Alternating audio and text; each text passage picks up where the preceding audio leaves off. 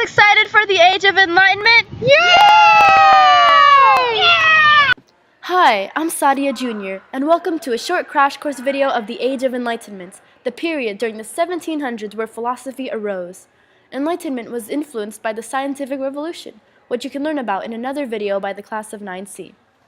Enlightenment basically refers to the using of science and reasoning to explain nature's laws instead of political and religious ideas. Quite a mouthful, right? Well, don't you worry. We'll break it down for you.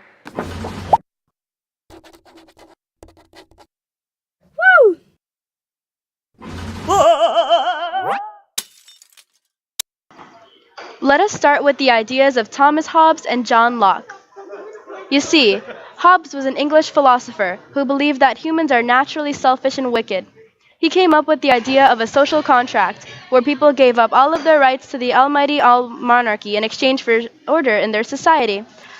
Hobbes said that if there wasn't a complete monarchy, society would be chaotic. But John Locke had another idea. Locke believed that humans were naturally kind and benevolent, but society had corrupted them with their unequal distribution of power.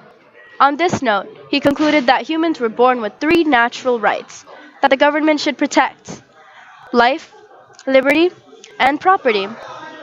His beliefs thus contrasted those of Hobbes.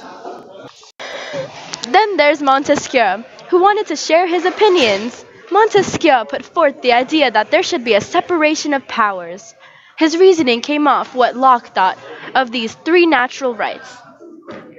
Montesquieu thought if the government ever tried to take away the 3 natural rights from the people, there should be checks and balances, or separation of power. And then there's Voltaire.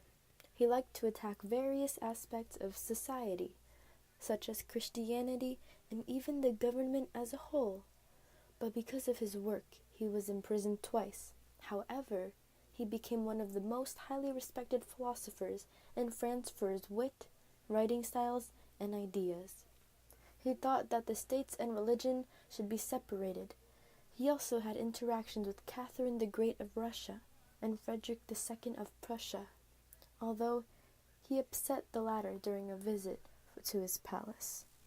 Are you guys ready for the woman? Yeah! Yes? Did you hear that? Yeah, no one was excited for women in the Enlightenment age. Men fought over many ideas, such as natural rights and to their own affair, but they all share the same belief towards women. They are only good as housewives, and they don't deserve the right to learn.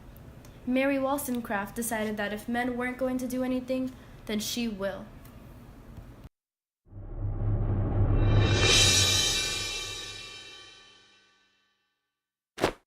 A quote from Wollstonecraft's book, A Vindication of the Rights of Woman, has changed the rights of women forever.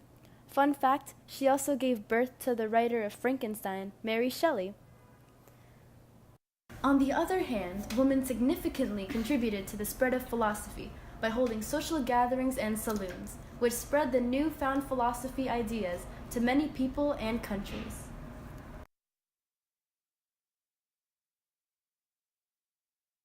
All in all, the Enlightenment era has had a great impact on the modern world, since many of the ideas are still in use today, like Montesquieu and his separation of powers can be found in America's Constitution today, but it is now called checks and balances.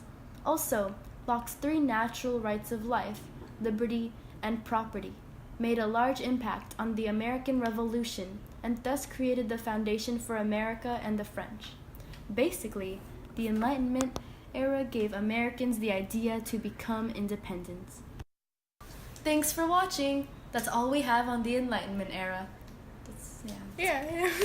Thanks